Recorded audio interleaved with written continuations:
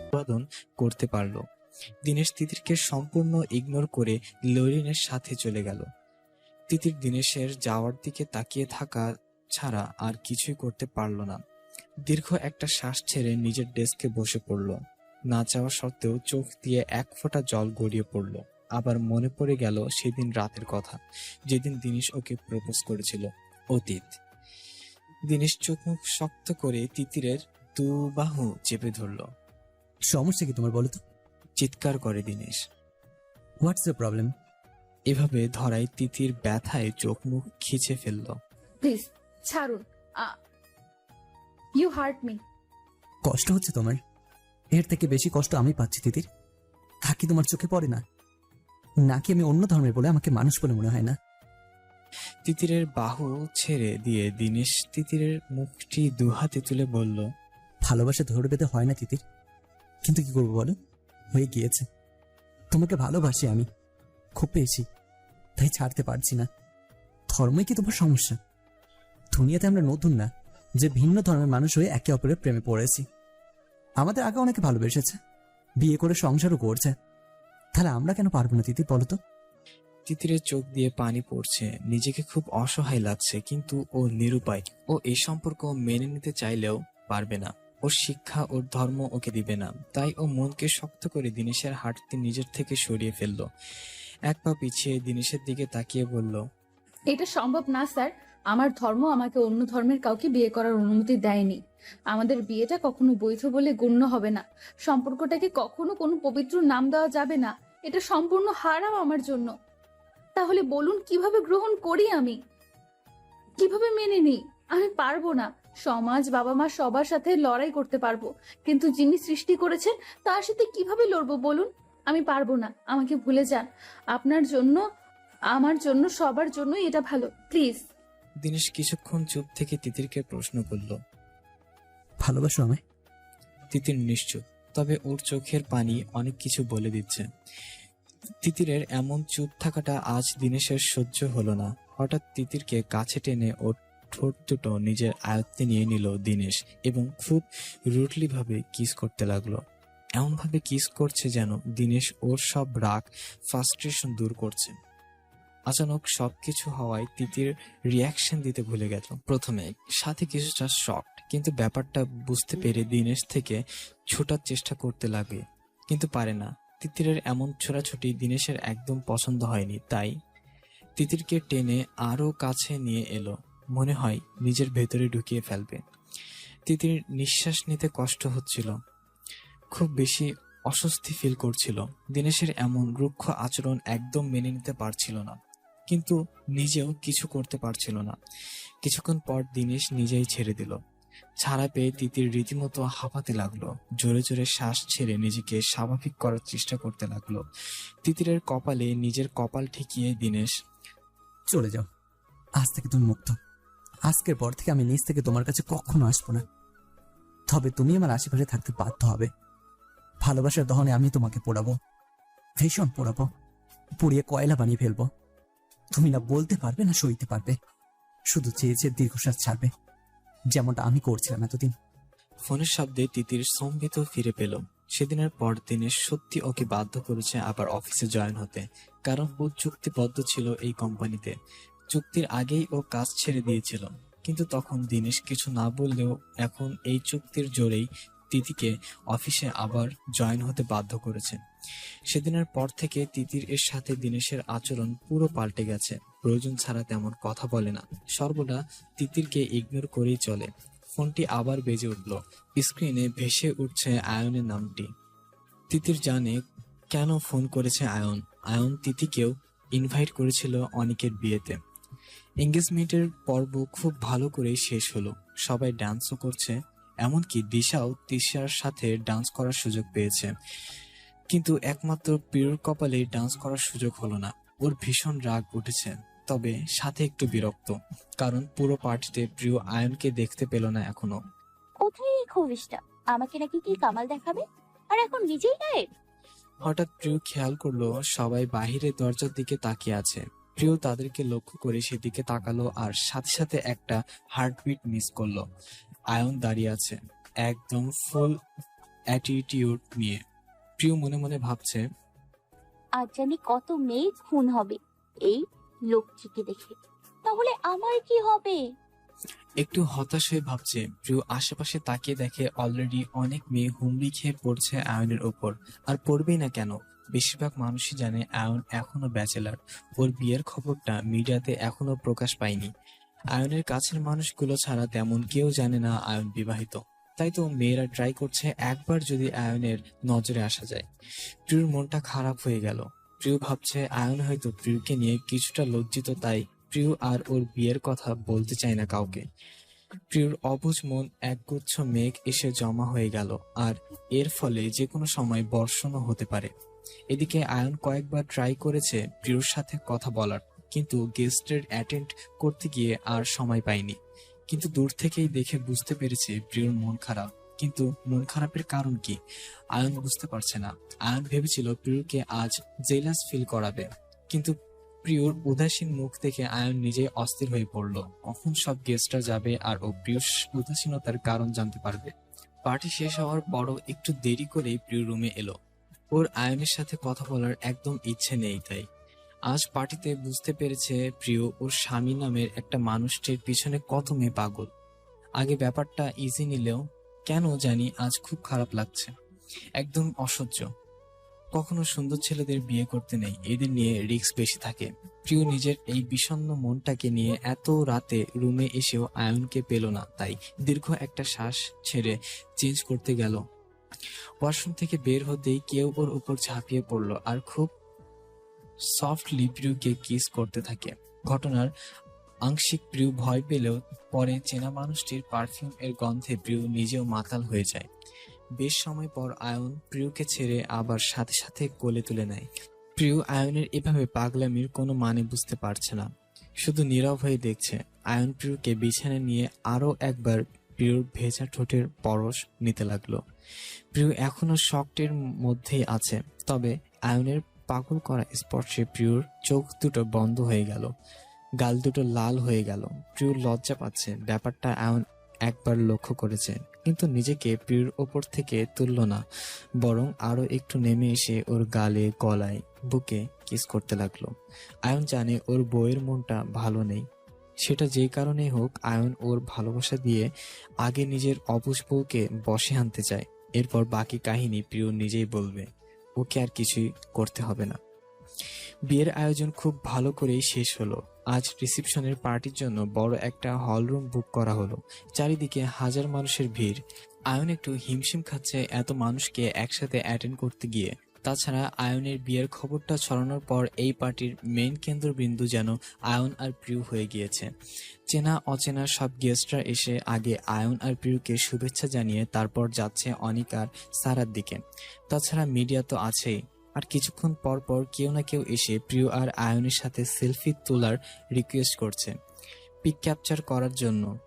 কম বেশি সবাই এমন করবে প্রিয় ভেবেছিল, কিন্তু ব্যাপারটা যে এতটা অতিরিক্ত হবে প্রিয় বুঝতে পারেনি।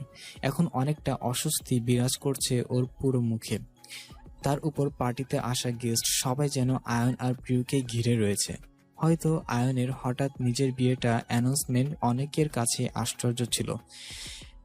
কেউ কেউ তো বিশ্বাস করতে পারছিল না, তাই সবাই নিজ চোখে আয়নের পার্টনারকে দেখতে চাচ্ছে। প্রায় 3 ঘন্টা ধরে প্রিয় আয়নের সাথে দাঁড়িয়ে গেস্টের অভ্যর্থনা জানাচ্ছে। প্রিয়র এখন খুব রাগ উঠছে আর নিজের সব রাগগুলো একসাথে দল বেঁধে আয়নের গলায় ঝুলিয়ে দিতে মনে চাইছে, কিন্তু আফসোস তা করা যাবে না। তাই কপাট রাগ দেখিয়ে আয়নের দিকে তাকালো প্রিয়। আয়ন ভুরু কুঁচকিয়ে ইশারা করে। সমস্যা কি? প্রিয়র এমন তাকানো দেখে, কি দরকার ছিল নিজের বিয়ের কথা ঢোল পেটানো? নিজে ঢোল পারি এখন আমাকে চৌকিদারি করতে দাঁড়িয়ে রেখেছো এখানে। যত সব আজায়রা কারবার। পার্টিতে সবাই কত মজা করছে আর আমাকে দেখো স্ট্যাচুর মতো দাঁড়িয়ে আছে। আয়ন মুখে একটু হাসি টেনে সবার চোখের আড়ালে প্রিয়র কোমরটা ধরে কাছে টেনে ফিসফিসে বলল, আচ্ছা আমি ঢোল পারছি, কাল রাতে কথা মনে নেই? নাকি আমি সব ডিটেলস খুলবো? কাল আমাকে ইমোশনে ফেলে কত কিছু বলেছিলি, মনে নেই? নাকি আমার মুখ থেকে শুনতে চাস? প্রথম থেকে লাস্ট পর্যন্ত বলবো? কোথা থেকে যেন শুরু করেছিলাম আমরা? কিস। প্রিয় আর বলতে দিল না। বাস, আর চাপা মারতে হবে না, আমি বুঝে গেছি বাকিটা। আয়নের হাসি পাচ্ছে প্রিয়র এমন করুণ মুখটি দেখে। আয়ন জানতো এমনই হবে। প্রিয়কে সবার সামনে আনা মানে প্রিয়র স্বাধীনভাবে চলাফেরাতে ব্যাঘাত ঘটা। প্রিয় এতদিন যেভাবে মন চেয়েছে ঘুরছে ফিরছে, কিন্তু আজকের পর থেকে ব্যাপারটা একদম পাল্টে যাবে। এতদিন প্রিয় শুধু প্রিয় ছিল, কিন্তু আজকের পর থেকে প্রিয়কে কেউ নিজের নামে চিনবে না, চিনবে মিসেস মাহবুব রূপে। তাই তো আয়নের এতদিন চুপ ছিল, কিন্তু কাল রাতে প্রিয়র অভিমান ভাঙাতে গিয়ে প্রিয়কে সবার সামনে আনতে হলো।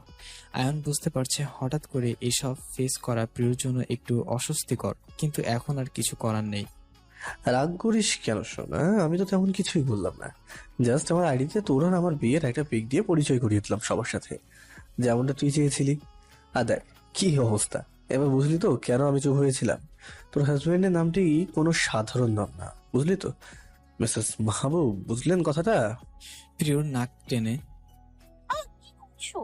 এভাবে কেউ নাক টানে সবার সামনে? আমাকে কি তোমার বাচ্চা মনে হয়? আয়ন আরো একটু কাছে গিয়ে প্রিয়র কানের কাছে মুখ নিল। ছি সোনা, কি সব বলছিস? বাচ্চা ভাবলে কি কাল রাতে এত কিছু করতে পারতাম? বিশ্বাস না হলে আজও ডেমো দেখাবো রাতের রুমে গিয়ে। ওকে সোনা, রেডি তো তুই? আয়নের লাগাম ছাড়া কথার জলায় প্রিয় রাগ দেখিয়ে একটু দূরে সরে দাঁড়ালো, আর মনে মনে কিছু গালিও দিল আয়নকে।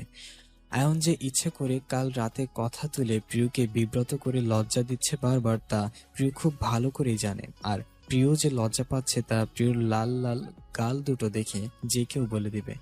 তাই মনে মনে ভেবে নিয়েছে প্রিয় আয়নের পাশে আজ আর ঘেঁষবে না। কিন্তু নিজের কথায় বেশিক্ষণ কায়েম থাকতে পারল না প্রিয়। নীলিমাকে আয়নের দিকে আসতে দেখে প্রিয় নিজে গিয়ে আয়নের পাশে দাঁড়িয়ে আয়নের এক হাত জড়িয়ে ধরল। আয়ন বেচারা তো প্রথমে হাবলার মতো প্রিয়র দিকে হাঁ করে তাকিয়েছিল। ব্যাপারটা বুঝতে 1 সেকেন্ড সময় লেগে গেল, কিন্তু সামনে আসা নীলিমাকে দেখে সব বুঝে গেল। তার বউটার মনে হঠাৎ ওর প্রতি এত দরদ কেন আসলো। হ্যালো আয়ান, কেমন আছো? ইয়া, আমরা ফাইন ফাইন। আয়ন বলার আগে প্রিয় জবাব দিল, এই মেয়ে মাথা ঠিক আছে তো, নাকি তার সব সিরা? আমি আয়ানকে জিজ্ঞাসা করেছি, তোমাকে না। তুমি কেন উত্তর দিচ্ছ? কারণ আপনার আয়ন তো পুরোটাই আমার, তাই আমি মানে উনি, আর উনি মানে আমি। আমরা দুশোরও একজন। দেখেন না কেমন চিপকে দাঁড়িয়ে আছি দুজন একসাথে। ঠিক না আয়ন শোন? প্রিয় এক চোখ টিপ মারে আয়নকে। প্রিয়র কাণ্ড দেখে আয়ন বিষম খেলো, হালকা কাশি দিয়ে প্রিয়র সাথে তাল মেলালো। নীলিমা কিঞ্চিত অবাক হলো, আয়নের দিকে তাকিয়ে ভাবছে আয়নের মতো এমন হার্ড পার্সোনালিটির একজন লোক কিভাবে একটা মেয়ের এইসব বাচ্চামো সহ্য করে দমে গিয়েছে, ভাবতেই অবাক লাগে। লোকে ঠিকই বলে প্রেম চালাক কেউ গাধা বানিয়ে দেয়। মুখে একটু মেকি হেসে টেনে আয়নের দিকে তাকিয়ে নীলিমা জিজ্ঞাসা করলো, এই মেয়ে কি আবার ড্রিঙ্কস করছে আয়ান? আয়ন কিছু বলার আগে আবার প্রিয় জবাব দিল, না আপু, এখনো করিনি, কিন্তু ওই যে দেখুন ওখানে সব ব্যবস্থা করা আছে। আজও যদি কাউকে আবার ঝাড়তে মন চায় তাহলে করে নিব। নীলিমা রেগে আয়নের দিকে তাকালো। আয়ন ব্যাপারটা বুঝতে পেরে প্রিয়কে আস্তে করে একটা ধমক দিল। হাজার হোক নীলিমা এখন গেস্ট ওদের, আর গেস্টের অপমান করা একদম উচিত মনে হয় না আয়নের।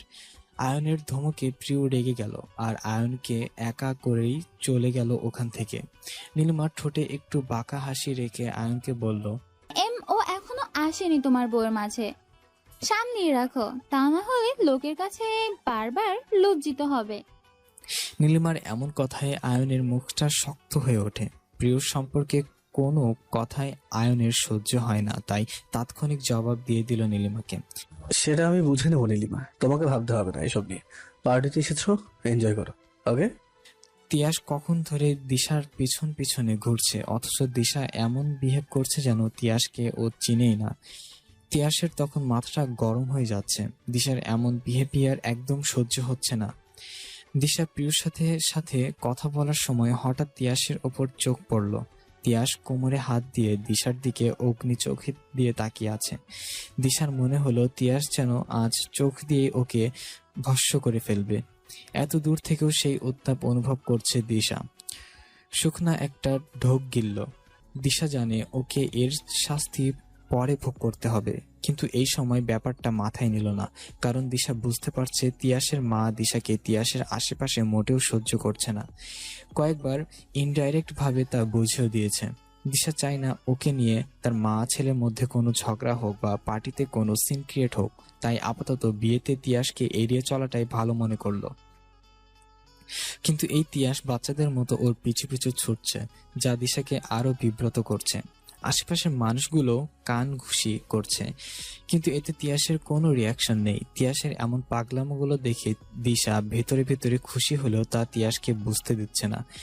হলরুমের একটা কর্নার সাইডে তিতির দাঁড়িয়ে আছে। আশেপাশে কত মানুষের ভিড়, কিন্তু তবুও যেন প্রচন্ড একাত্মবোধ ফিল করছে তিতির। মনের ভেতরে উতান পাতান কাউকে বুঝতে না দিলেও ওর শুকিয়ে যাওয়া মুখখানি বলে দিচ্ছে ওর ভেতরের জ্বালাপোড়া। জ্বালাটা কাল রাত থেকে যেন আরো 10 গুণ বেড়ে গিয়েছে যখন থেকে লরিনকে দিনেশের রুম থেকে বের হতে দেখেছে। কাল রাতে তিতির যখন কোনো একটা কাজে রুম থেকে বের হলো, তখনই তিতির দেখতে পেল লরিন দিনেশের রুম থেকে বের হচ্ছে। লরিনের গায়ে তখন ছিল সিলেভেলেন্স 1 পিসের একটা শর্ট নাইট, যার ফলে শরীরের অনেকাংশই উন্মুক্ত ছিল তার। তিতির বুঝতে পারলো না এমন একটা নাইটি পরে নিজেকে মেহনীয় বানিয়ে রাতে একটা পরপুরুষের রুমে যাওয়ার কারণ কি। তিতির নিজের কৌতূহল আটকাতে না পেরে দিনেশের রুমের সামনে গিয়ে দাঁড়িয়ে ভেজানো দরজাটা হালকা করে ফাঁক করে দেখলো। তাতে তিতির বুকটা ধক করে উঠল, নিঃশ্বাসটা গলার মাঝে আটকে গেল। কেউ যেন গলা চেপে ধরেছে তিতিরের। মুখ দিয়ে কিছুই বলতে পারলো না, কিন্তু চোখের জল আর বাঁধ মানল না। তিতির ভাবতে পারেনি এমন কিছু ওর চোখে পড়বে, কারণ দরজায় দাঁড়িয়ে তিতিরের চোখ পড়ল দিনেশের উদাম শরীরটার দিকে। দিনেশ খালি গায়ে কারোর সাথে ফোনে কথা বলতে বলতে শার্ট পরছিল, আর তখনই তিতির দিনেশের খোলা পিঠে লরিনের লিপস্টিকের দাগ দেখতে পেল। এটা দেখার পর তিতির আর এক মুহূর্তেও সেখানে দাঁড়িয়ে থাকতে পারল না, নিজের রুমে এসে ডুকুরে কেঁদে উঠল। সারা রাত তিতির আর ঘুমাতে পারেনি। তিতির বিশ্বাসই হচ্ছে না দিনেশ এমন কিছু করতে পারে। কিছুদিন আগেও যে ছেলে ওকে ভালোবাসি বলে মরিয়া হয়ে যাচ্ছিল, আজ সেই ছেলে অন্য মেয়ের সাথে। ভাবতেই অবাক লাগছে। নিজেকেই প্রশ্ন করতে লাগলো, সত্যিই কি আমি ভালোবাসা ছিলাম দিনেশের, নাকি শুধুই ভালো লাগা? সারা রাত কেটে গেল শুধু এই চিন্তায় চোখের পানিতে। তাই তো আজ পার্টিতে এসে তিতির একদম চুপচাপ বসে আছে, কারোর সাথে কথা বলার কোনো আগ্রহ একেবারেই নেই। কখন পার্টি শেষ হবে তার প্রতীক্ষা করছে, আর এদিক দিয়ে দূরে দাঁড়িয়ে থাকা দিনেশ পুরোটা সময় তিতিরকে লক্ষ্য করছে। তিতির মুখ দেখে আন্দাজ করতে পারছে কিছু একটা হয়েছে যা ঠিক না, কিন্তু কি? আয়ন নিজের বাচ্চা বউয়ের রাগ ভাঙাতে ব্যস্ত। কতক্ষণ ধরে প্রিয়র সাথে কথা বলার চেষ্টা করছে, কিন্তু প্রিয় দূরত্ব বজায় রেখে রেখে হাঁটছে। মনে হয় আয়নের শরীরে কোনো ছোঁয়াচে রোগ আছে, প্রিয় ঘেঁষলে তারও হবে। আয়ন অনেকবার চোখের ইশারায় সরিও বলেছে, কিন্তু প্রিয় পাত্তা না দিয়ে মুখ ঘুরিয়ে দাঁড়িয়ে আছে, কারণ আপাতত আয়নের সরি অ্যাকসেপ্ট করার মুড নেই। আয়ন ওকে নীলিমার সামনে ধমক দিয়েছে। দিতে মন চাইলে পরে দিত, ওই ডাইনির সামনে কেন? নিশ্চয়ই ওই ডাইনিটা দেখে ভীষণ খুশি হয়েছে। এসব কারণে প্রিয়র মুখটা ভার করে ঘুরছে।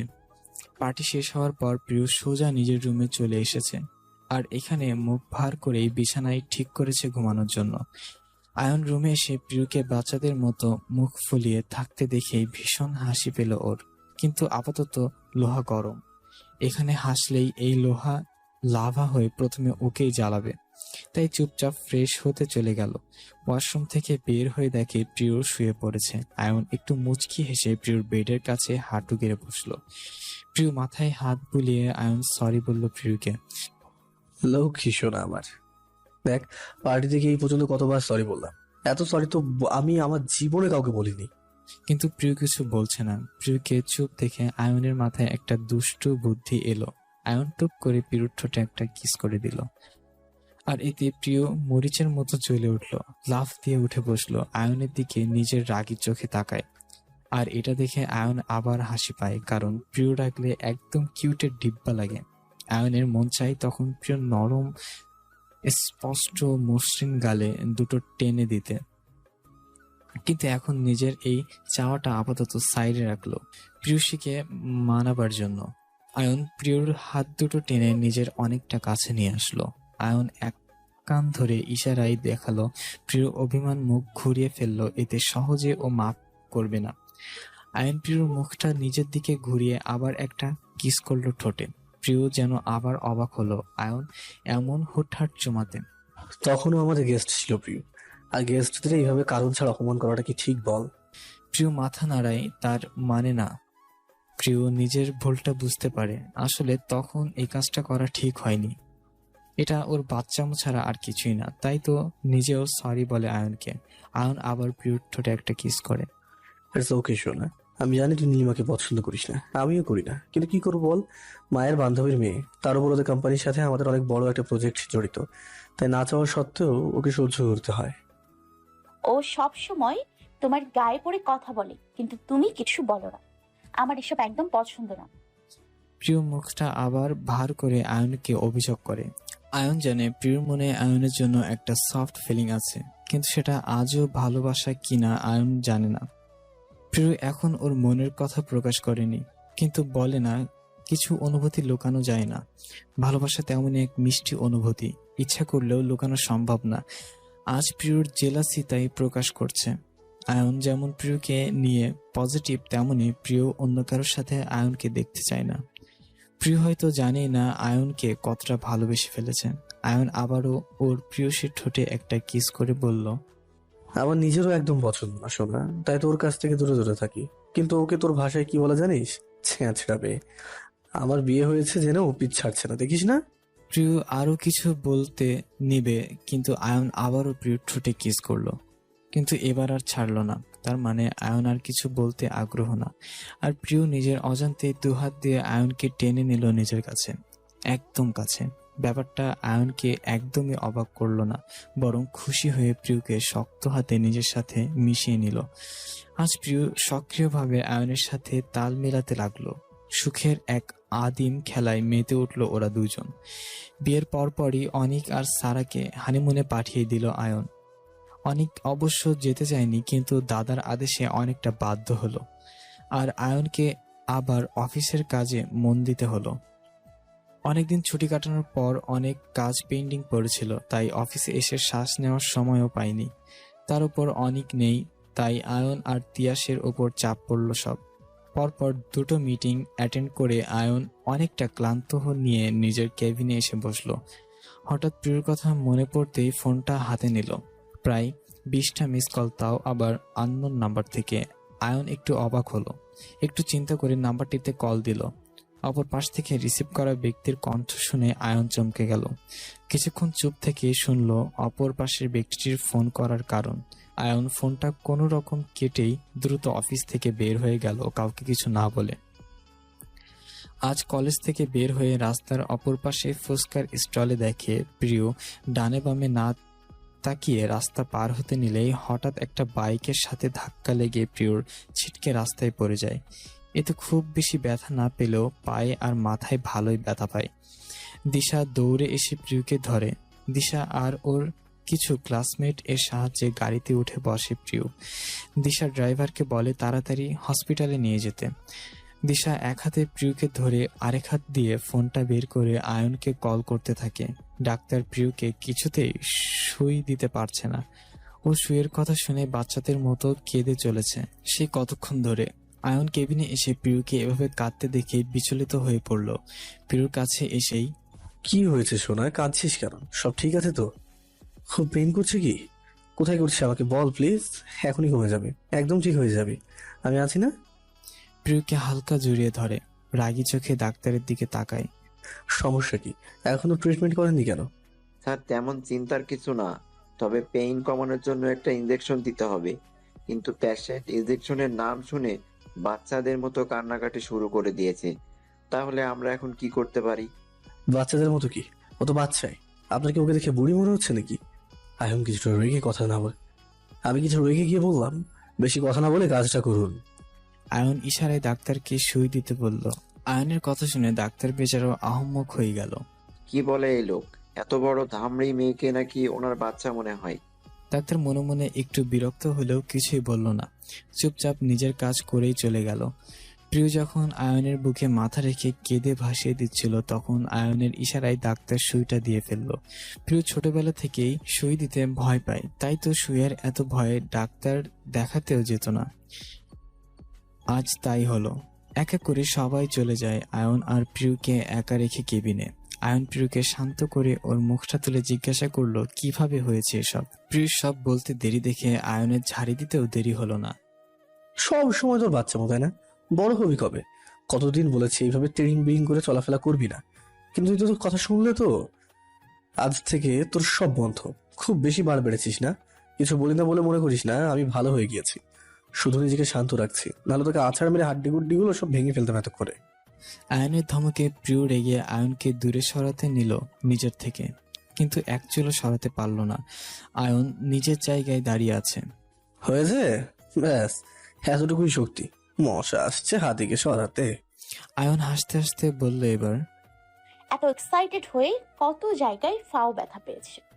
উফ, তার ওপর অয়নও বকছে সেই কখন থেকে। আরে ভাই, কেউ ইচ্ছে করে কি নিজের অ্যাক্সিডেন্ট করে? কিন্তু কে শুনে কার কথা? এই লোকটা একটা বজ্জা। প্রিয়কে মুখ ভার করে থাকতে দেখেও আয়ন আজ আর প্রিয়র রাগ ভাঙালো না। চট করে প্রিয়কে কোলে তুলে নিয়ে হাঁটা ধরলো কেবিনের বাইরে। প্রিয় কিছু বলতে মুখ খুললে আয়ন টুপ করে একটা চুমু দিয়ে দেয় ওর ঠোঁটে, আর এতেই কাজ হয়ে যায়। আজ 3 দিন হলো প্রিয়র কোনো খোঁজ নেই। এমন আকাশ পাতাল এক করে দিয়েছে, তবু কোনো হদিশ মিলছে না। চারিদিকে পুলিশ হতে শুরু করে নিজের লোকও লাগিয়ে দিয়েছে, কিন্তু ফলাফল শূন্য। সারাদিন নিজের কাজকর্ম ফেলে আয়ন প্রিয়কে হন্যে হয়ে খুঁজে বেড়াচ্ছে। সেই সকালে বের হয়, রাতে ফেরে, খাওয়া নেই, ঘুম নেই চোখে। আয়ন এখন খুব ক্লান্ত। কি করবে, কোথায় যাবে কিছুই বুঝতে পারছে না। শুধু জানে প্রিয়কে ওর চাই, একটু শান্তির জন্য। প্রিয়র বুকের উষ্ণ গরমই পারবে আয়নের এই অচেতন মনটিকে এখন একটু প্রশান্তি দিতে। কিন্তু কোথায় প্রিয়? অনেকদিনের ক্লান্ত চোখ দুটো বন্ধ করে ড্রয়িং রুমের সোফায় বসে আছে আয়ন। চোখের কোণা দিয়ে গড়িয়ে পড়লো এক ফোঁটা জল। কি অদ্ভুত না এই ভালোবাসা! পাথরের বুকেও ফুল ফোটানোর ক্ষমতা রাখে, তবু যেন তার বিন্দুমাত্র অহংকার নেই। যেখানে মানুষ তার ক্ষণিকের সৌন্দর্যের মোহে অন্ধ হয়ে যায়, অথচ এই ভালোবাসা নামক বচনটির পরিসীমা অসীম, তবুও নেই কোনো দম্ভ। আমরা কেন এমন হতে পারি না? আয়ন ভেসে যাচ্ছে অতীতের কিছু মধুময় স্মৃতিতে। কিছুদিন আগের কথা, আয়ন অফিস থেকে ক্লান্ত শরীরে বাসায় এসেই হাত পা ছড়িয়ে বিছানায় শুয়ে পড়ল। প্রিয় তখন পড়ার টেবিলে বসে পড়ছিল। আয়নের এই বাজে অভ্যাসটা প্রিয় একদম পছন্দ না। প্রায় আয়ন অফিস থেকে এসে ফ্রেশ না হয়ে বিছানায় এভাবে শুয়ে পড়ে, আর চোখ দুটো কিছুক্ষণের জন্য বন্ধ করে শুয়ে থাকে। আজও তাই করলো। তাই প্রিয় নিচে টেপ রেকর্ডিং বাজানো শুরু করে দিল। আয়নকে বারবার ফ্রেশ হওয়ার তাগিদ দিতে লাগলো, কিন্তু আয়নের কানে কিছু ঢুকছে বলে মনেই হয় না। তাই প্রিয় আয়নের হাত ধরে টেনে উঠাতে চেলে আয়ন একটু রেগে যায়। এই সমস্যা কি? হ্যাঁ, এমন করছিস কেন? ফেরার পর থেকে দেখছি কানের সামনে কখন ধরে কা কা করে যাচ্ছিস। কি হয়েছেটা কি? হ্যাঁ, এত রিয়েক্ট কেন করছিস? আমার রুম, আমার বিছানায় কি শান্তি মতো একটু শুতে পারবো না? বল, সমস্যাটা কি? একটু চেঁচিয়ে, কিছু না বলেই প্রিয় চুপচাপ পড়ার টেবিলে বসে পড়ল। আয়ন একটা দীর্ঘশ্বাস ছাড়ল। প্রিয়র সাথে এমন আচরণ ওর মোটেই করা উচিত হয়নি, তবুও কেন যে নিজেকে আটকাতে পারল না। আজকাল মাঝে মাঝে খুব বেশি খারাপ ব্যবহার করে ফেলে ও প্রিয়র সাথে। বলা বাহুল্য, মানুষ তার প্রিয় মানুষটির উপরই সবচেয়ে বেশি রাগ ছাড়তে পারে কারণে অকারণে। আয়নও নিজের ফ্রাস্ট্রেশন গুলো প্রিয়র উপরেই উঠালো।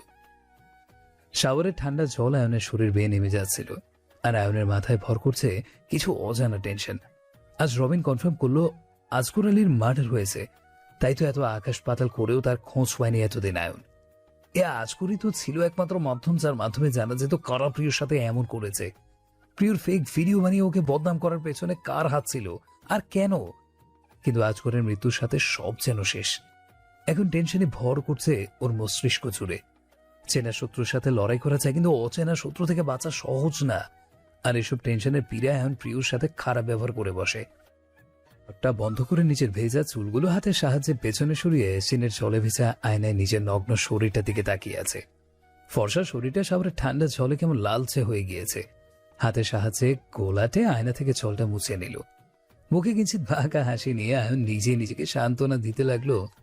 আমি তোর কিছুই হতে দেবো না সোনা। তোকে আগে যেমন আগলে রেখেছি এখনো রাখবো, তার জন্য আমাকে একটু কঠোর হতে হবে। আয়ন কিছু মনে করে বাথরুম থেকেই প্রিয়কে ডাক দিল। প্রিয় ব্রু কুঁচকে বাথরুমের দরজা থেকে তাকালো। একটু আগের ঘটনা প্রিয় এখনো ভোলেনি, তাহলে এখন কেন আয়ন ওকে এভাবে রাখছে? শয়তান লোক কখন কি মতলব বাটে মনে কিছুই বোঝা যায় না, একদম গিরগিটির মতো রং বদলায়। এখন আবার বাথরুমে গিয়ে ডাকছে। কেন রে, তোকে কি এখন আমি গোসল করিয়ে দিব? প্রিয় মনে মনে বিড়বিড় করে যাচ্ছে, ভীষণ রেগে আছে। আয়নের ইদানিং এমন হুটহাট আচরণগুলো একদম সহ্য হয় না। আর এদিক দিয়ে আয়ন বাথরুম থেকে প্রিয় প্রিয় করেই যাচ্ছে কতক্ষণ ধরে। আয়নের চিৎকারে প্রিয়কে অবশেষে জবাব দিতেই হলো। কি হয়েছে, কি চাও? চাই তো তোকে, কিন্তু আপাতত তোয়ালটা দিলেই হবে। আয়ন একটু হেসে, সহ্য করলো এতক্ষণ বকে, এখন বলে কি তোকে চাই। কথাটা একটু ব্যঙ্গ করেই বলে প্রিয়। তোয়ালেটা নিয়ে দরজায় নক করলো। আয়নের পুরুষালী ভেজা হাতটি এগিয়ে দিল। আয়নের ভেজা হাত দিয়ে তখনও ছুঁয়ে ছুঁয়ে পানি ঘরের মেঝেতে পড়ছিল। প্রিয় কিছুটা বিরক্ত হয়ে তোয়ালেটা দিতে নিলে হঠাৎ আয়ন তোয়ালে সহ প্রিয়কেই টেনে শাওয়ারে দাঁড় করিয়ে দেয়। মুহূর্তে প্রিয় পুরো কাক ভেজা হয়ে যায়। রাগে দুঃখে প্রিয় আয়নের দিকে তাকাতে আয়নের চোখের চাউনি দেখে কেঁপে ওঠে প্রিয়। কি ভয়ঙ্কর এই মানুষটির চাউনি, চোখ দিয়ে মেরে ফেলতে পারে। নেশা কাকে বলে আজ যেন প্রিয় হরে হরে টের পাচ্ছে। আর তাই প্রিয়র যেন নেশাগ্রস্ত লাগলো নিজেকে। এক অমানসিক চাওয়া ভর করছে প্রিয়র মনে। মুখ দিয়ে অনেক কিছু বলতে চেয়েও যেন বলতে পারল না। আয়নের শরীর থেকে ভেসে আসা সদ্য গোসল করা পুরুষালী শাওয়ার জেলটার গন্ধটা খুব তীব্রভাবে বাজছিল। অদ্ভুত শিহরণে জেগে গেল প্রিয়র সারা শরীর। প্রিয়র দৃষ্টি আটকে ছিল তখনও আয়নের পশমহীন খোলা বুকটার দিকে। আর আয়নও তীক্ষ্ণ দৃষ্টিতে তাকিয়ে আছে প্রিয়র দিকে। দুজনের মধ্যে কোনো কথার আদান প্রদান চলছিল না, তবুও যেন দুজন দুজনের অনুভূতির অসীম খেলা মেপে নিল চোখে চোখ রেখেই। এক অদ্ভুত অনুভূতি যার নাম নেই, গন্ধ নেই, আছে শুধু কিছু অনুভূতি আর অনুভূতি। কিছুক্ষণ এভাবেই থাকার পর শাওয়ারের ঠান্ডা জলে ভেজার কারণে প্রিয় শীত শীত লাগছে। ঠান্ডায় হঠাৎ প্রিয় ঠোঁটগুলো কাঁপতে লাগলো। আর প্রিয়র দিকে তাকিয়ে থেকেই শাওয়ারটা বন্ধ করে দিল।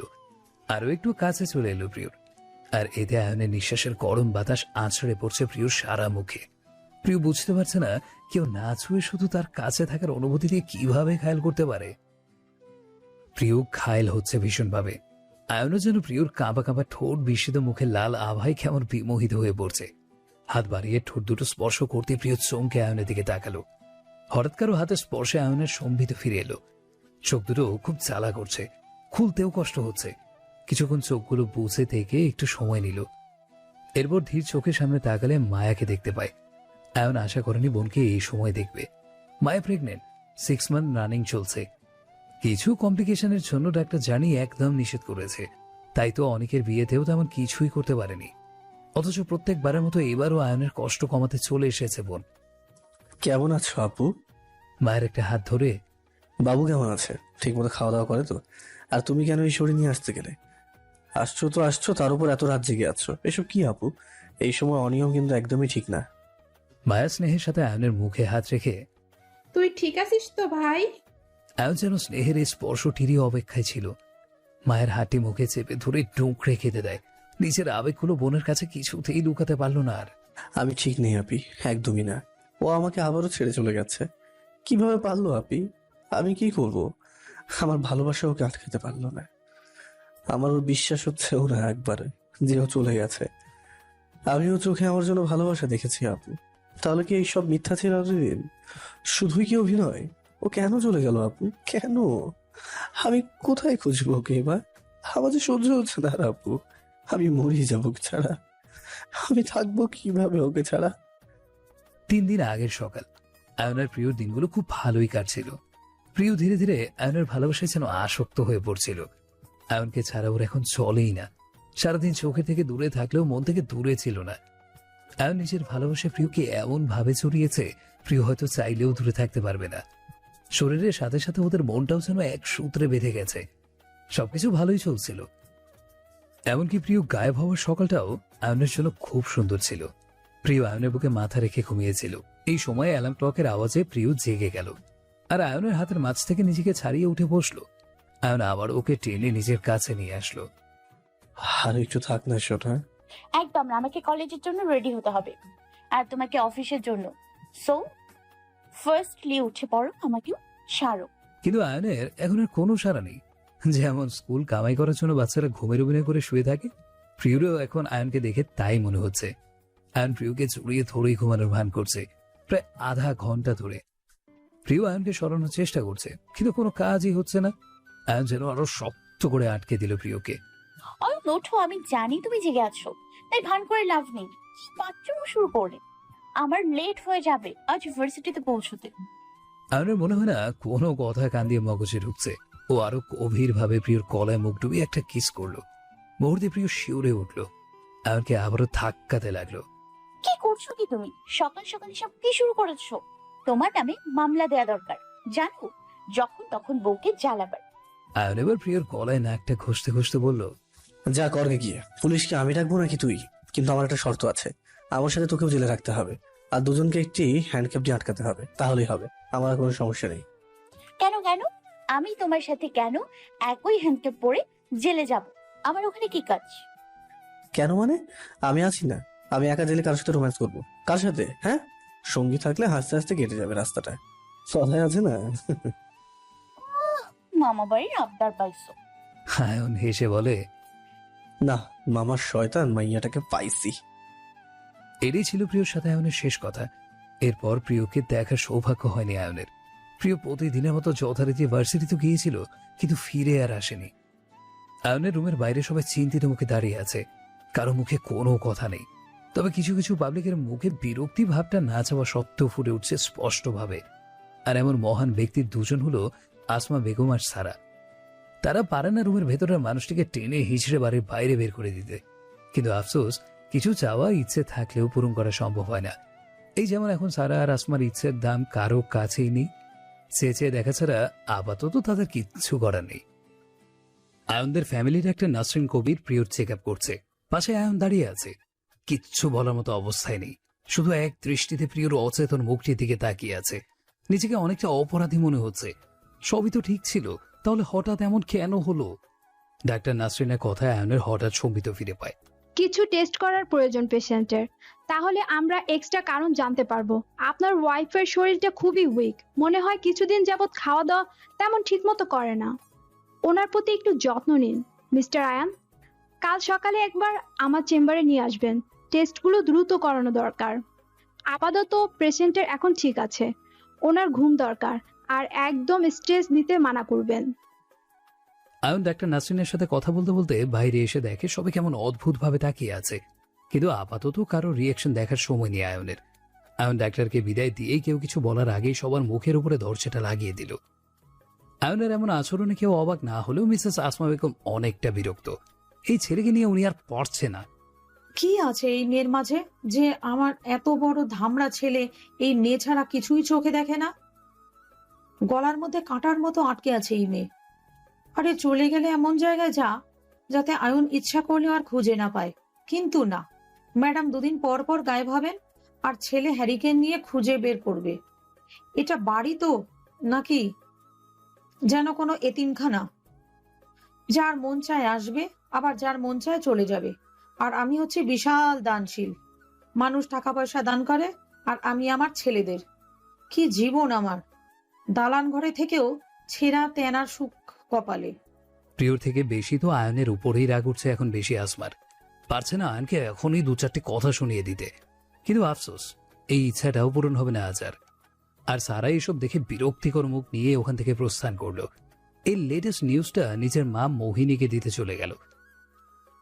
বলে না, ঘরের খবর পরে জানে কেমনে? এসব কিছু গাঁজাখোর নারীদের জন্যই ঘরের খবর শুধু পড়ে না, শত্রুও জানতে পারে।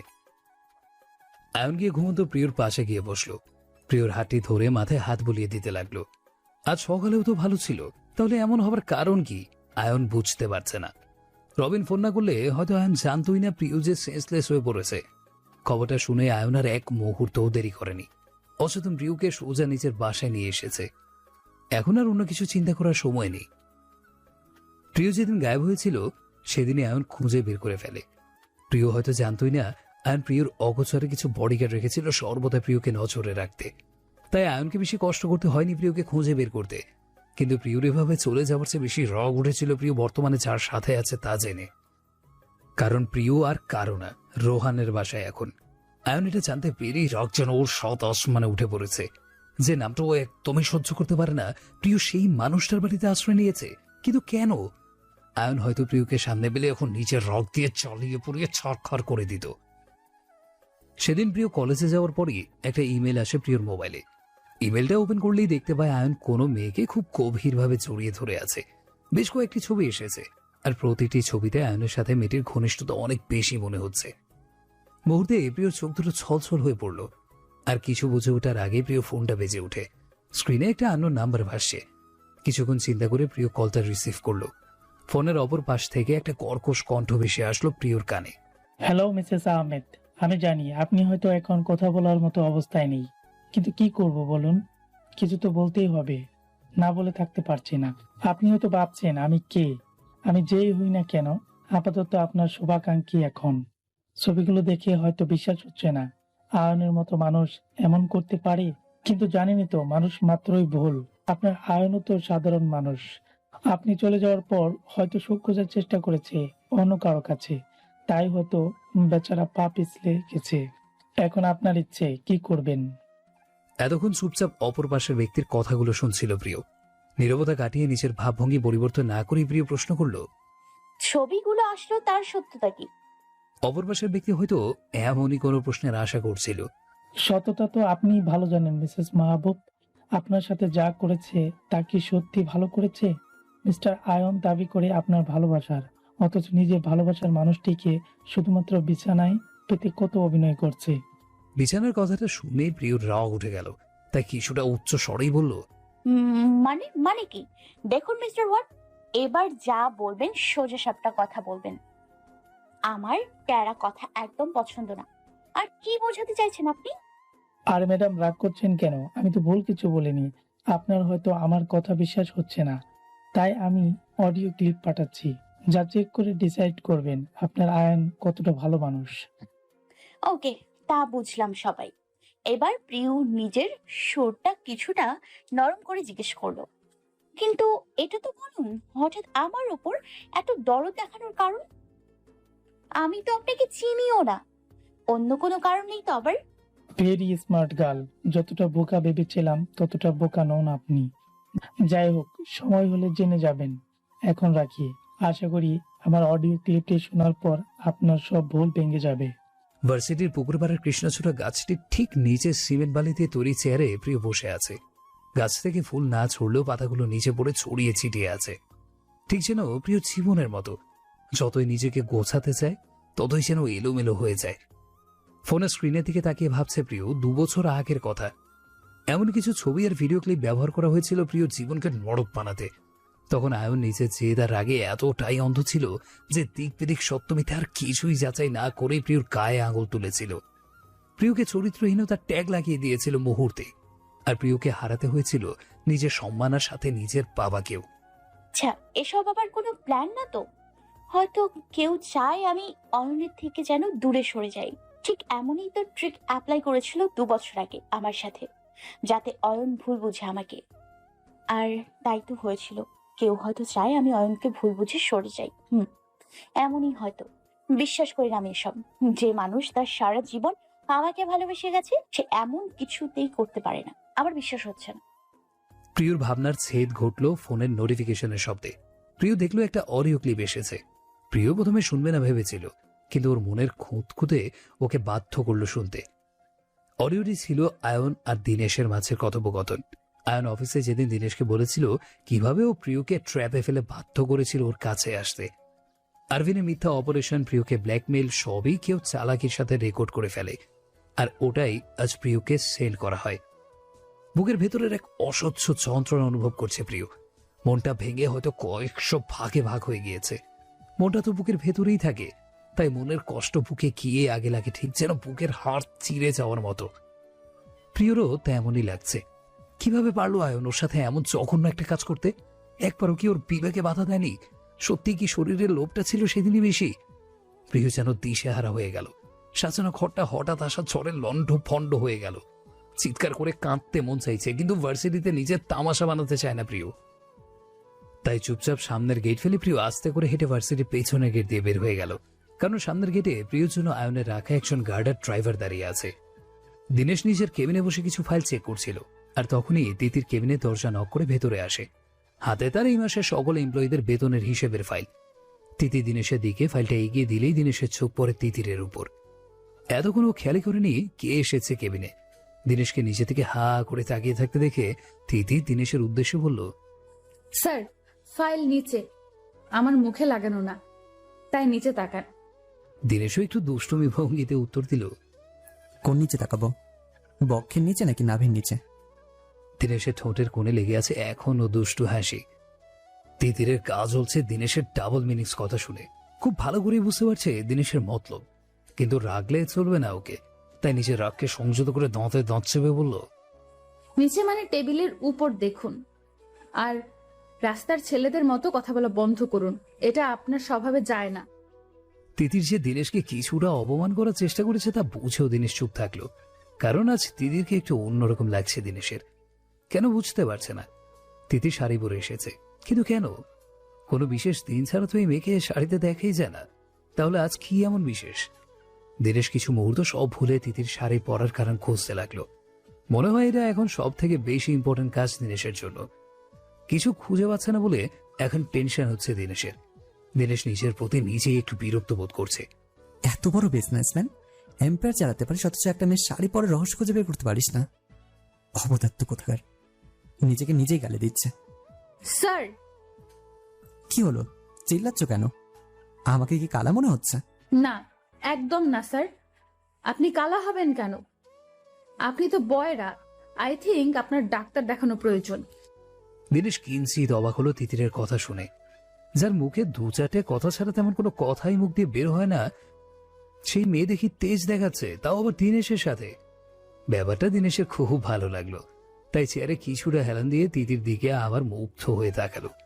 আজ সত্যি একটু অন্যরকম লাগছে তিতিরকে। দিনেশ যেন আবার হারিয়ে যাচ্ছে।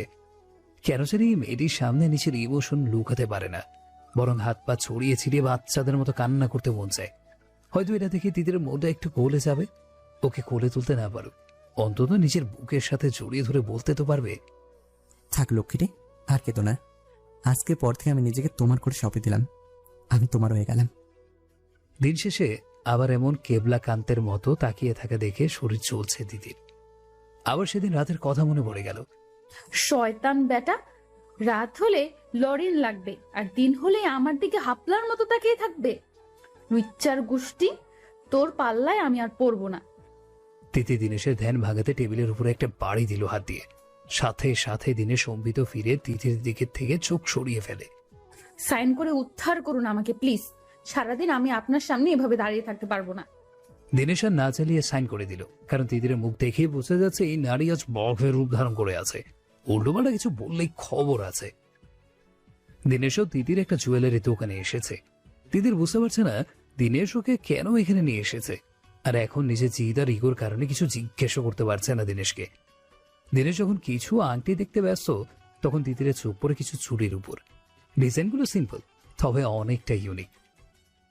তিতির বরাবর চুরির প্রতি একটু দুর্বলতা কাজ করে, কিন্তু তিতির এটাও জানে এত দামি জিনিস আপাতত এফোর্ড করতে পারবে না। তাই জিনিসটি হাতে নিয়ে কিছুক্ষণ নেড়ে ছেড়ে দেখে আবার রেখে দিয়ে দিনেশের সামনে দাঁড়ালো। দিনেশ আর চোখে এতক্ষণ সহবই দেখছিল, তবু কিছু বলল না। হঠাৎ তিতির হাতটা ধরে একটা আংটি পরিয়ে দিল। তিতির বিস্মিত হয়ে, স্যার, এটা কি করলেন? আমি আবার কি করলাম? আংটি আমাকে কেন পরালেন? মানে কি এসবের? আরে রিল্যাক্স, এত হাইপার হবার কিছু নেই। আমি জাস্ট চেক করছিলাম আংটিটা লরিনের হাতে কেমন লাগছে। তুমি তো দেখছি তিলকে তাল বানিয়ে দিচ্ছ। নিজেকে এত ইম্পর্টেন্ট ভাবার কিছু নেই, বুঝলে?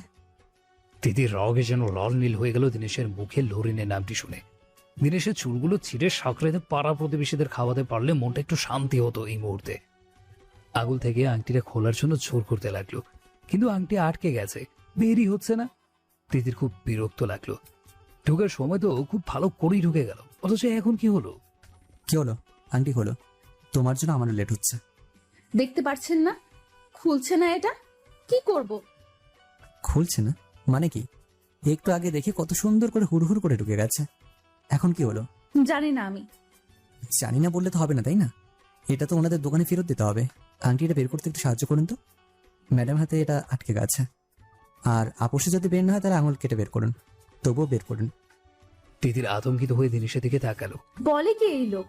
একটা আংটির জন্য এখন আমার আঙ্গুল কেটে ফেলতে হবে? কি সব আবোল তাবোল বলছেন স্যার? একটা সামান্য আংটির। তিতিরকে শেষ করতে দিল না দিনেশ। আরে সমস্যা মানে কি? 5 লাখ টাকা দামের এটা। 5 লাখ টাকা তোমার কাছে সামান্য মনে হলে দিয়ে দাও। এতে তোমার আঙুলও বেঁচে যাবে আর আংটিটাও ফ্রি পেয়ে যাবে। তাই বলে কি এভাবে? তিতির পারে না কেঁদে দেবে, একটু ভেবে স্যার, আর কোনো উপায়ও নেই। দোকানদারকে জিজ্ঞেস করলো তিতির। আছে ম্যাম, আমরা আংটিটি কেটে ফেলতে পারি।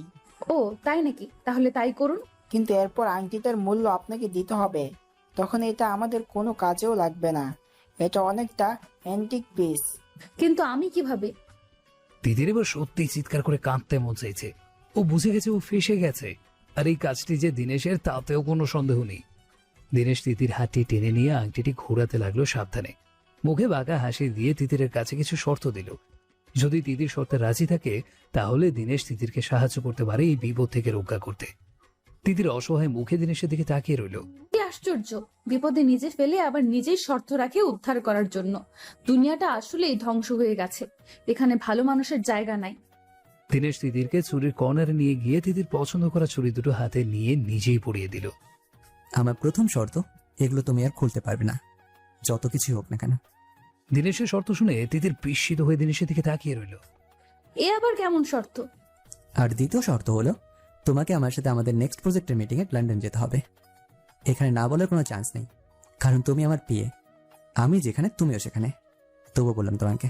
কিন্তু আমি কিভাবে, মানে এত দূর বাড়িতে পারমিশন দিবে না আমার? যদি আমি কথা বলি তোমার আমার সাথে, তাহলে কি হবে? হয়তো। ওকে, আমি কথা বলে নেব।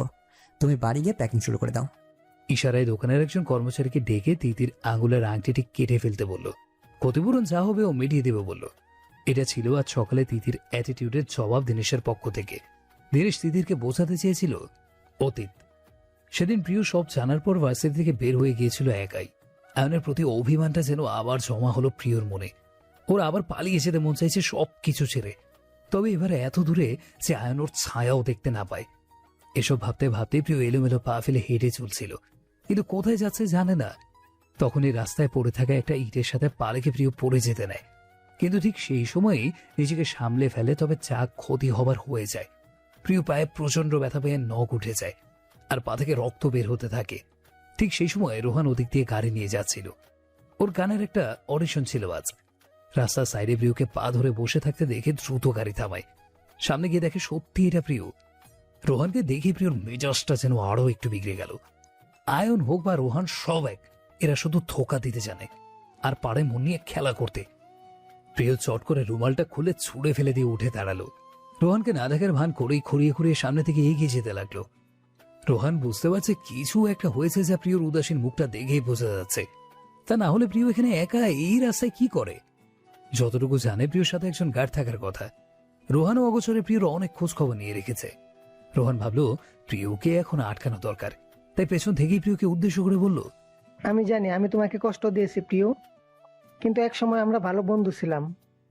প্রিয় থেমে যায়, কিন্তু পেছনে তাকায় না। তাই রোহান গিয়ে প্রিয়র সামনে দাঁড়ায়। আমি তোমাকে কষ্ট দিয়েছি সত্যি, কিন্তু কখনো তোমার ক্ষতি চাইনি, এটা তুমিও জানো। কখনো নিজের সীমা অতিক্রম করিনি।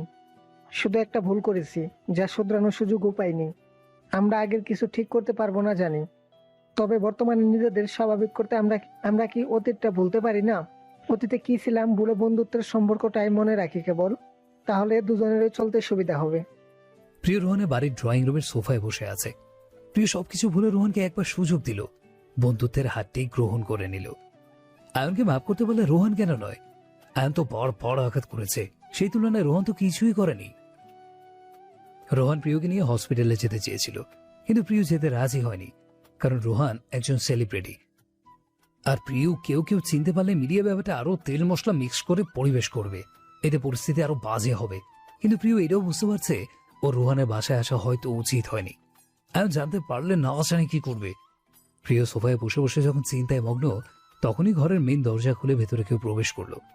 প্রিয় মাথাটা তুলে তাকিয়ে দেখে সামনে আয়ন দাঁড়িয়ে আছে, চোখ মুখ রাগে কেমন রক্তবর্ণ হয়ে আছে। প্রিয় জানতো এমনই হবে, কিন্তু আয়ন যে সশরীরে এখানেই ঢুকে পড়বে তা ভাবতে পারেনি, তাও আবার এত তাড়াতাড়ি। প্রিয়র মাথায় আসে না আয়ন জানলো কি করে প্রিয় যে এইখানে। আয়ন কিছু না বলে প্রিয়র হাতটি ধরে টান দিয়ে দাঁড় করাতে নিলে প্রিয় ব্যথায় আহ করে শব্দ করে ওঠে। আয়ন কিছু বলার আগেই রোহন হন্তদন্ত হয়ে ব্যালকনি থেকে রুমে এসেই জিজ্ঞাসা করতে যাবে কি হয়েছে, কিন্তু আয়নকে এখানে দেখে থেমে যায়। প্রিয়র ব্যথিত মুখটা দেখে আয়ন বুঝতে পারে কোনো একটা সমস্যা হয়েছে, তাই সব চিন্তা বাদ দিয়ে আয়ন প্রিয়র পায়ের সামনে বসে পড়ে। আর প্রিয় ডান পায়ে কিছুক্ষণ আগে করা ব্যান্ডেজটা খুলে ফেলে। রোহান আয়নের হেন কাণ্ডে অবাক না হয়ে পারছে না, তাই বারবার মানাও করছে, কিন্তু আয়ন শুনল না, বরং কি হয়েছে নিজের চোখে দেখে প্রিয়কে প্রশ্ন করে কিভাবে হলো। প্রিয় মুখটা অন্যদিকে ঘুরিয়ে বলল, পরে গিয়ে ব্যথা পেয়েছি। আয়ন নিজেকে কন্ট্রোল করে মুখ দিয়ে একটু জোরে শ্বাস ছাড়ে। ওর এখন মন চাইছে প্রিয়কে ঠাস ঠাস করে কয়েকটা লাগিয়ে দিতে, কিন্তু আয়ন তো পারবে না। এই মেয়েটিকে মেরে নিজেও যে শাস্তি পায় না। তাই আয়ন আবার দাঁড়িয়ে প্রিয়কে সাবধানে ওঠানোর চেষ্টা করলো, কিন্তু রোহান এসে বাধা দেয়। আয়ন ছেড়ে এবার লগামবিহীন পাগলা ঘোড়ার মতো খেপে গেল, যাকে কন্ট্রোল করা খুবই মুশকিল, যে কেবল নিজের দাপটেই চলে। কেউ তাকে কন্ট্রোল করুক একদম পছন্দ না তার। তাই আয়ন গিয়ে সোজা রোহানের কলার চেপে ধরলো, দাঁতে দাঁত চেপে বলতে লাগলো, লিসেন মিস্টার রোহান, আমি আগেও বলেছি প্রিয়র থেকে দূরে থাকো। ওর আশেপাশে যাতে তোমায় না দেখি। আই প্রমিস, তুমি আবার আমাদের জীবনে নাক গলালে না, তোমার নাকও থাকবে না, আর তুমিও। রোহান ভয় না পেলেও প্রিয় ভয় পেয়ে যায়, কারণ রোহান ঠিক করে আয়নকে চেনে না। কিন্তু প্রিয় তো জানে, যেখানে প্রিয়র কথা উঠে সেইখানেই এই লোক হিংস্র পশুর মতো ব্যবহার করে। প্রিয় দাঁড়াতে পারছে না, তাই বসে আয়নের শার্টটি খামচে ধরে নিজের দিকে টানতে লাগলো। অয়ন প্লিজ, রোহানকে ছাড়ুন, ওর কোনো দোষ নেই, আমি নিজেই এখানে এসেছি। কথাটি বলে প্রিয় কতটা ভুল করেছে তাই এখন বুঝতে পারছে। রোহানকে ছেড়ে আয়ন প্রিয়র দিকে এমন ভাবে তাকালো, মনে হয় এখনই প্রিয়কে তুলে আছাড় মারবে আয়ন। ভয়ে প্রিয় মাথাটা নিচু করে ইনিয়ে বিনিয়ে বলতে লাগলো, আমি ব্যথা পেয়ে রাস্তায় বসেছিলাম, রোহান কেবল আমাকে সাহায্য করেছে। হসপিটালে না গিয়ে তোকে নিজের বাসায় কেন এনেছে? হ্যাঁ। আয়ন কিছুটা চিৎকার করে। আয়নের চিৎকারে প্রিয় কেঁপে উঠলো, শুকনো ঠোঁট দুটো চিপ দিয়ে ভিজিয়ে নিয়ে আবারও বলল, রোহান একজন সেলিব্রিটি, ওর সাথে আমাকে কেউ দেখলে আর সেলফি তুলে ফেললে সেটা ভাইরাল হতে সময় লাগতো না, তাই। প্রিয় আর কিছু বলার আগে আয়নের উপর ঝুঁকে ওর বাহু দুটো ধরে বলল, আর যদি তোদের দুজনকে একসাথে এই বাড়িতে কেউ দেখতে পারতো বা জানতে পারতো, তখন কি টাইটেল দিতে জানিস? আমি মুখে উচ্চারণ করতে বলতে পারবো না, কারণ আমি কিছু বললি তো খারাপ। আর তুই তো আবার 2 লাইন বেশি বুঝিস, তাহলে বুঝে নে। কথায় আছে না, ন্যাড়া বেলতলাতে একবারই যায়, কিন্তু তুই তো 1 পিস। সেদে সেদে নিজের বিপদটা নিজেই টেনে আনিস। একবার নিজের MMS বানিয়ে শখ মেটে দিতে না, তাই তো এখানে ফিল্ম বানাতে এসেছিস। আয়নের আবার সেই বেসামাল কথা প্রিয় রাগটা যেন আরো বাড়িয়ে দিল। প্রিয় নিজের মনের মাঝে যখনই আয়নকে নিয়ে একটু সুপ্ত আশায় বুক বাঁধে, তখনই আয়ন আবার যেন সবকিছু লন্ডভন্ড করে আগের মতো করে দেয়। প্রিয় আর নিজেকে সামলাতে পারল না, রাগের চোটে আয়নকে নিচে থেকে ধাক্কা দিয়ে সরিয়ে দিল আর চিৎকার করে বলতে লাগলো, হ্যাঁ করতে এসছি, কোনো সমস্যা? আয়ন দাঁতে দাঁত চেপে কথাটা জাস্ট হজম করলো। এই মুহূর্তে রোহানের সামনে আর কোনো সিন ক্রিয়েট করতে চায় না ও। বাকি কথা সব পরে হবে, তাই নিজেকে কন্ট্রোল করে হঠাৎই প্রিয়কে কোলে তুলে নিয়ে হাঁটা ধরল। রোহান বাধা দিতে চাইলে আয়নের গার্ডরা রোহানকে আটকে ফেলে। আয়ন আর চোখে একবার রোহানের দিকে তাকিয়ে রবিনকে অর্ডার দিল, রবিন, মিস্টার রোহান যদি আর 1 পাও সামনে বাড়ায়, তাহলে এমন দোষ দেবে যাতে জীবনেও আর কারোর সামনে হিরোগিরি দেখাতে না আসে। আর আমার আবেগকে যাতে ওনাকে না দেখি, ঠিক আছে? ভালো করে বুঝিয়ে দেবে কথাটা। রবিন মাথা নেড়ে সম্মতি জানালো। প্রিয় মোটেও প্রস্তুত ছিল না আয়ন কোনো কথাবার্তা ছাড়াই এমন আচানক ওকে কোলে তুলে নেবে, কিন্তু এখন রোহানের প্রতি আয়নের মাত্রাতিরিক্ত রুট বিহেভিয়ার প্রিয় সহ্য হলো না। তাই আয়নের পাহাড় থেকে নামার চেষ্টা করতে লাগলো, কিন্তু কি লাভ হলো? আয়নের শক্ত হাতের বাঁধন ছেড়ে বের হওয়া এত সহজ নয়। রাগে কিছুক্ষণ চেঁচামেচিও করলো আয়নের সাথে, কিন্তু আয়নের নীরব ভূমিকা প্রিয়কে জানিয়ে দিল আয়নের কর্ণপথে এসব ঢুকছে না। প্রিয় খুব ভালো করেই বুঝতে পারলো এই লোক জীবনেও ভালো হবার না, ঘাড়তেরা লোক একটা, শুধু নিজেরটা বোঝে, বাকি দুনিয়া যাক চাহন নামে। আয়ন প্রিয়কে সেই বাড়িতে নিয়ে এলো যেখানে ওদের বিয়ে হয়েছিল। প্রিয় কিছুতেই নূর ভিলায় যেতে রাজি না। আয়ন বুঝতে পারছে কিছু একটা গন্ডগোল তো হয়েছে, তা না হলে প্রিয় এমন আচরণ করার কথা না। তাছাড়া কি কারণে প্রিয় গার্ড থেকে লুকিয়ে ভার্সিটির পেছনে গেট দিয়ে বের হয়েছে তাও তো জানতে হবে। কিন্তু আয়ন চায় না বাড়িতে কেউ কিচ্ছু জানুক। ওদের ঝগড়া মান অভিমান কাউকে জানাতে আগ্রহ না আয়নে। প্রিয়কে বিছানায় বসিয়ে দিয়ে আয়ন ফার্স্ট এড বক্সটা নিয়ে এলো। প্রিয়র পায়ের কাছে বসে পাটা ধরতে নিলেই প্রিয় পাটা সরিয়ে ফেলতে নেয়। আয়ন শক্ত হাতে পাটা ধরে ফেলে, ক্ষত স্থানটা পরিষ্কার করে ব্যান্ডেজ করে দেয় নিজ হাতে। প্রিয়কে তখনও মুখ ভার করে বসে থাকতে দেখে আয়নও প্রিয়র পাশে বসে প্রিয়কে নিচে থেকে ঘোরানোর চেষ্টা করে বলল, কি হয়েছে সোনা, এত রাগ কেন? আমি কি কিছু করেছি? প্রিয় আয়নের দিকে ছলছল চোখে তাকালো। এবার প্রিয় চোখের জল দেখে আয়ন ব্যস্ত ভঙ্গিতে প্রিয়কে জিজ্ঞাসা করলো, কি হয়েছে সোনা, বল আমায়। কাঁদছিস কেন? বল কি হয়েছে। আমি প্রিয়র মুখটি ধরে কথাটা বললাম। প্রিয় চোখের জলটা মুছে ব্যাগ থেকে নিজের ফোনটা বের করে আয়নের সামনে ছবিগুলো তুলে ধরলো। আয়ন ছবিগুলো দেখে, দিয়েছে তোকে? সেটা পরে জানলেও হবে, আগে বলো সত্য কিনা। তোর কি মনে হয়? আমার কি মনে হয় তুমি আজ জিজ্ঞেস করছো? এমনি কিছু ছবি আর ভিডিও দেখে। একদিন তুমি আমার উপর আঙুল তুলেছিলে, মনে আছে? আজ 2 বছর পর ঘটনাটা আবার পুনরাবৃত্তি হচ্ছে। বলো আমি কি রিয়াকশন করব? তুমি কি আশা করো আমার কাছে? সেদিন তুমি আমার কোনো কথা শোনোনি, আজ তুমি কি বলবে? আয়ন চুপ থেকে প্রিয়র কথাগুলো মন দিয়ে শুনছিল এতক্ষণ। প্রিয়র বলা শেষ হলে আয়ন মুখ খুলে, আমি জানি সেদিন আমার ভুল হয়েছে। আমি তোকে ভালোবাসতাম, তাই হঠাৎ করে আসা এসব আমি মেনে নিতে পারিনি প্রিয়। আমি আগেও বলেছি এসব। আমার ভিতরে প্রচন্ড ঝড় উঠেছিল, যা সবকিছু লন্ডভন্ড করে দিচ্ছিল। আর আমি আমার সেই ঝড়কে থামাতে তোকে আঘাত করি। বিশ্বাস কর, যা করেছি ভালোবাসার আঘাত সহ্য করতে না পেরে করেছি। আমার মনে হয়েছিল তুই আমাকে ধোঁকা দিয়েছিস, বিশ্বাসঘাতকতা করেছিস, আর তুইও তখন ছবিগুলোর সত্যতা জানিয়েছিলি। তাই আমি পাগল হয়ে গিয়েছিলাম। কিন্তু আজকের এইসব ছবিগুলো সব মিথ্যা। আমি তোর কসম করে বলছি প্রিয়, তোকে ছাড়া আমার কখনো কোনো মেয়ের প্রতি কিঞ্চিত পরিমাণ ইন্টারেস্ট আসেনি। বিশ্বাস করো শোনা। ঠিক আছে, আমি মানলাম, তোমার সব কথা আমি বিশ্বাসও করলাম। এখন এটা বলো, তুমি আমার সাথে এত বড় নাটক কিভাবে করলে? ভালোবাসো আমায়, তাই না? তাহলে রুচিতে পাতলো না কেন এসব করতে? কি করেছি আমি? আয়ন কিছুটা অবাক হয়। ও, তুমি স্বীকার করবে না তাই তো? তোমার তো আবার প্রমাণ দরকার। ওয়েট। প্রিয়র ফোনে আজ সকালে আসা অডিওটি অন করলো। অডিওটি শুনে আয়ন বুঝে গেছে কেউ খুব চালাকির সাথে এসব করছে, এখান থেকে বের হবার পথ খোলা রাখেনি।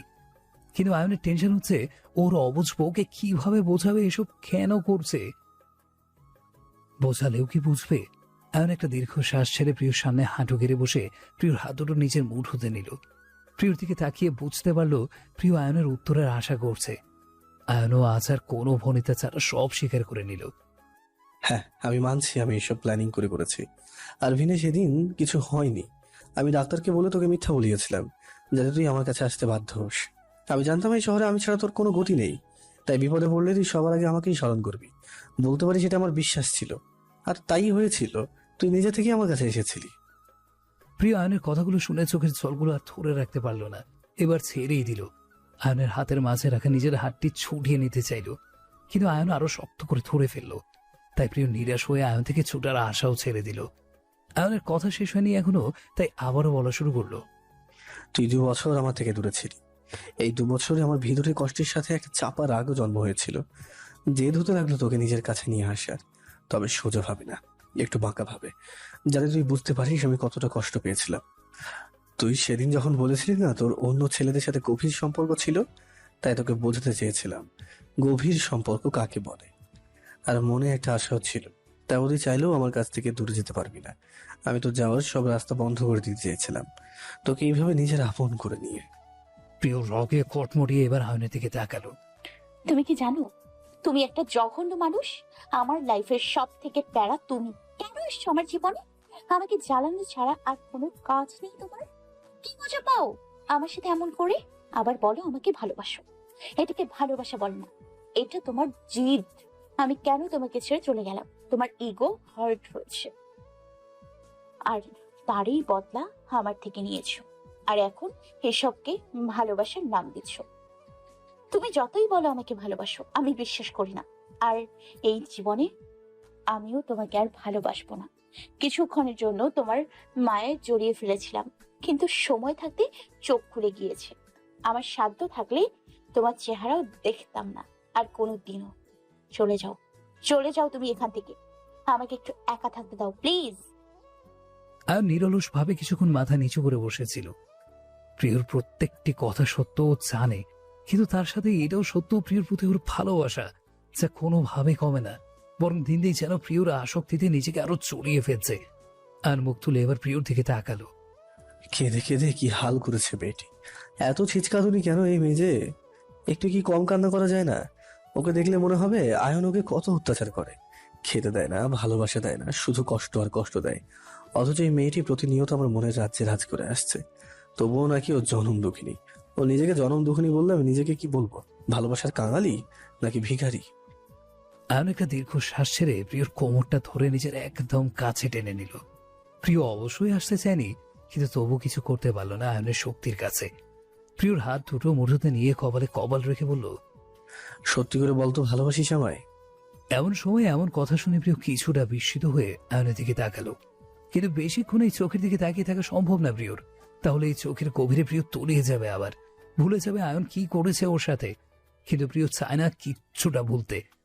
ও তো চায় আয়নকে শাস্তি দিতে।